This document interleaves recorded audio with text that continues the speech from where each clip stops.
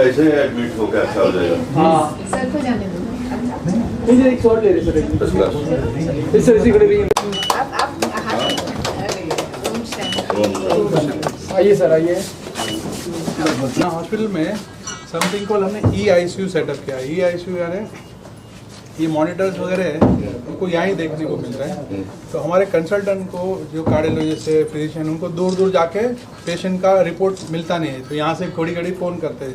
Serious critical रहेगा तो इधर फ़ोन करते हैं, फिर वो कुछ बताते हैं। कभी कभी इन लोग जैसे भी कोई भी पेशेंट बस ये सब करते हैं।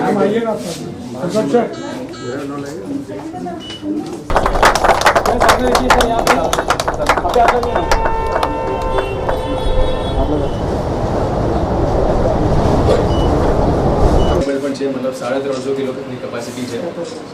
लो हाइट છે બેસીને સર્જરી કરી હતી। All open heart surgery. Hospital के इस नए वास्तु का उद्घाटन हुआ ऐसा जाहिर करता हूँ और इस हॉस्पिटल के जो मालिक है डॉक्टर ब्रजेश शाह, उनकी पत्नी, उनकी लड़की तन्वी, जमाई राजा का नाम क्या भैया? तनय जमाई राजा नाम है भैया। तनय, डॉक्टर विश्वास और उनके पूरी टीम को बहुत बहुत बधाई देता हूँ। खास करके जो हमारे छोटे स्टाफ है उनका जो एक अपनापन का भावना मैंने यहाँ पर देखा, उससे मैं बहुत प्रभावित हुआ हूँ। मैं डॉक्टर विजय से कहूँगा कि ये आप कायम रखिए और जो पेशेंट यहाँ पर आएंगे तो उनका भी लगाव और उनकी भावना भी आपके साथ में जुड़ जाए, इस प्रकार का एक काम करो।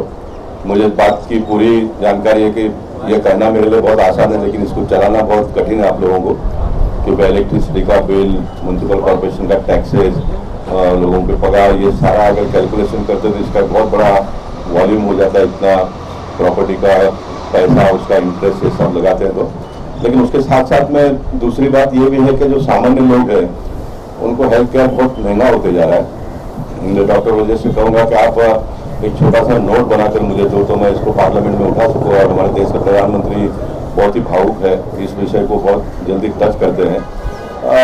कोई हमको एक मैकेनिज्म बनाना पड़ेगा कि जिनके पास पैसे हैं उनको अच्छी सुविधा मिलनी चाहिए, ट्रीटमेंट मिलनी चाहिए, लेकिन जो सामान्य परिवार के लोग आते हैं उनको कैसा एडजस्ट हम कर पाएंगे उसका देखो। मैं कल पवई हीरानंदन में गया था, वहाँ पर गया इसलिए कि वहाँ पर एक मैं बहुत खुल कर कहूँ तो मेरा रिलेटिव गांव से आते समय उनकी मदर यहाँ पर एक्सपायर हो गई, गाड़ी का एक्सीडेंट हो गया। वहाँ पर शॉर्ट ट्रीटमेंट लेकर एक रॉड डाला पैर में और उसको यहाँ पर लाकर एडमिट किया 2 दिन में, और सिर्फ पैर का जो रॉड डाला था उसको निकालने के लिए और 2 दिन हॉस्पिटल में एडमिट करने का 1,60,000 1,60,000 रुपये बिल हुआ।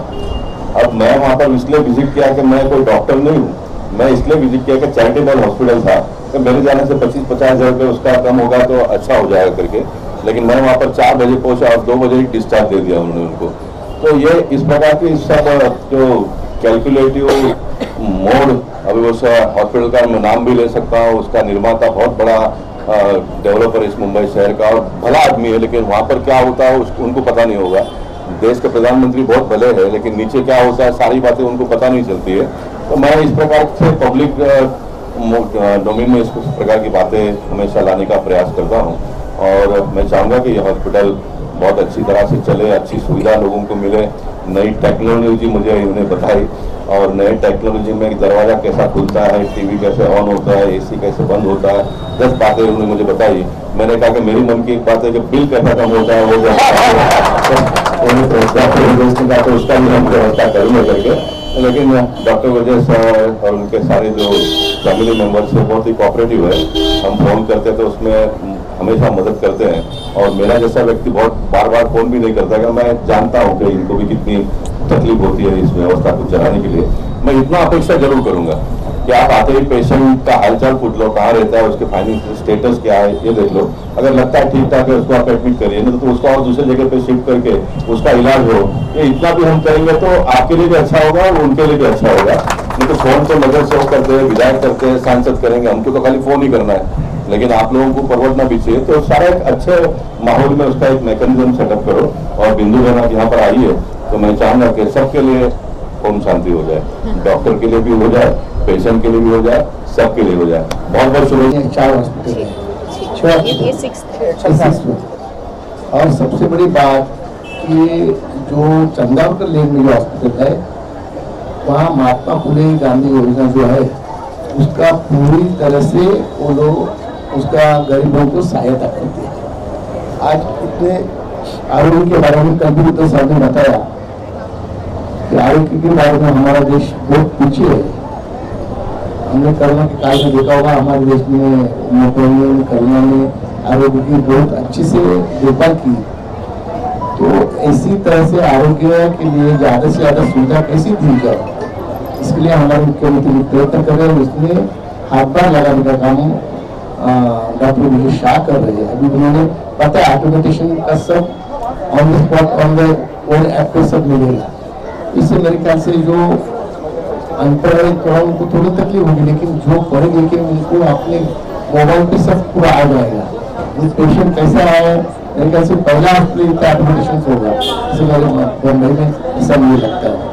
पेशेंट के माँ बाप पेशेंट के जो रिलेटिव है उसको भी यहाँ बढ़ने की जरूरत नहीं पड़ेगी।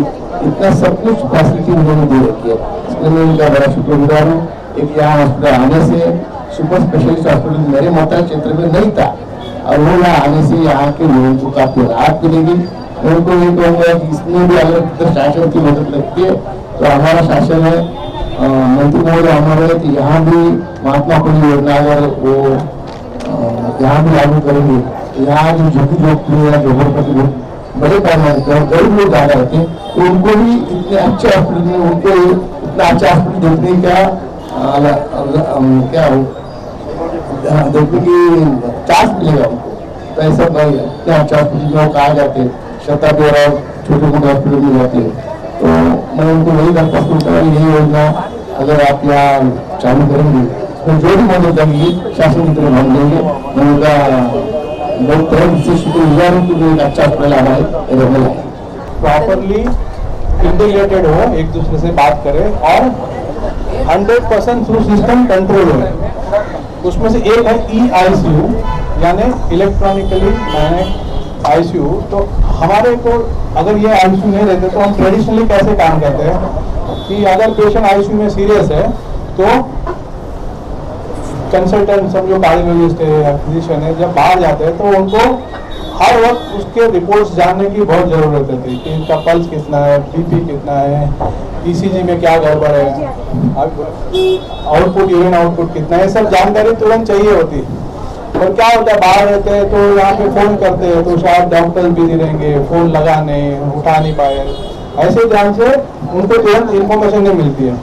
तो अभी हमने क्या किया कि EICU है तो उसके हर कंसल्टेंट के मोबाइल पे एक ऐप डाल दिया है तो उससे जो भी ICU के अंदर मॉनिटर रहते हैं उसमें temperature, pulse, respiration, BP, ECG, output वो सब अपने आप उनको बिना पूछे उसके मोबाइल पे ऐप पे दिखता है। यानी डॉक्टर कंसल्टेंट को हॉस्पिटल के ICU में फोन करने की या उनको बताने की जरूरत नहीं पड़ती है, जिससे डॉक्टर की एंजाइटी कम होती कि यार मेरा पेशेंट ठीक है कि नहीं ICU में, और पेशेंट को भी सिक्योरिटी मिलती है कि मुझे मेरा कंसल्टेंट दुनिया के कहीं भी कोई भी कोने में है वो मुझे मॉनिटर करते हैं। तो दोनों लोगों का एंजाइटी कम होता है, सिक्योर फील होता है। तो डॉक्टर को या सिस्टर को बताने की जरूरत नहीं पड़ती है। फिर अगर समझो पेशेंट ICU में है या कोई जगह बाथरूम में गया, 20 मिनट तक बाथरूम में गया, हमको बताने कि पेशेंट वहाँ बाथरूम में ठीक ठाक है कि कोलैप्स हुआ। अगर रूम में है तो कोई रिलेटिव भी नहीं रहेगा, ऐसा रहेगा तो नर्स को पता नहीं चलता है। पर हमारे वो सिस्टम में पता चलता है कि 20 मिनट बाथरूम में गया तो सिस्टम को अलर्ट आता है, जरा देख के आओ बाथरूम में पेशेंट ठीक ठाक है कि नहीं। काफी बार क्या होता है स्पेशली रात में पेशेंट कोलैप्स हो गया, नर्स को पता नहीं है पेशेंट रूम में सोया है कि बाथरूम में गया, सुबह जाते हैं पता चला अरे पेशेंट को बाथरूम में कोलैप्स होगा, शायद क्रिटिकल रहेगा, शायद डेथ हो गया। ऐसी सिचुएशन में 20 मिनट्स में अगर पेशेंट बाथरूम से नहीं आया सिस्टर को अलर्ट होता है, सिस्टर जाके देखते हैं बाथरूम में है ठीक ठाक है तो ठीक है, वापस जाके बैक टू द वर्क। तो पेशेंट सेफ्टी इंपॉर्टेंट हो जाती है।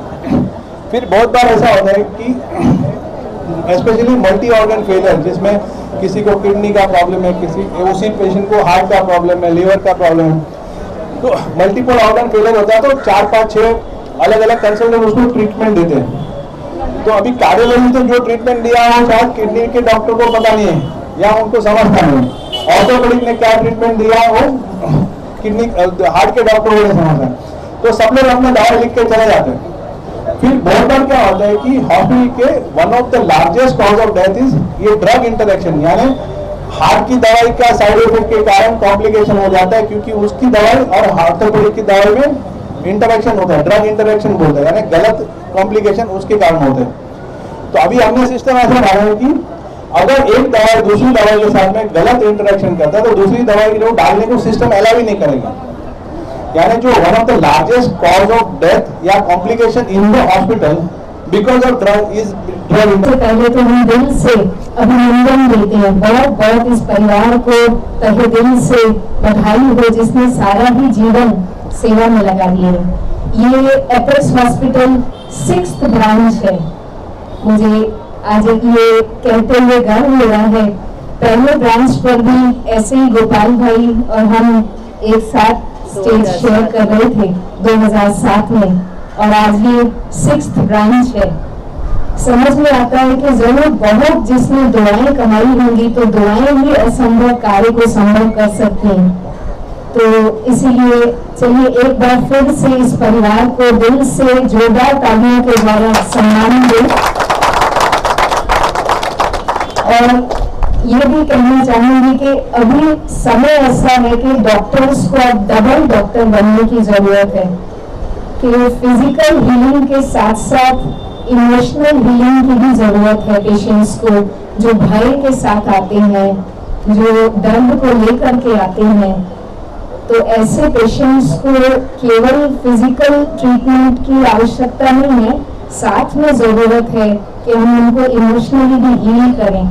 तो डबल डॉक्टर्स यहाँ के डॉक्टर बने, ऐसी हमारी शुभकामनाएं हैं।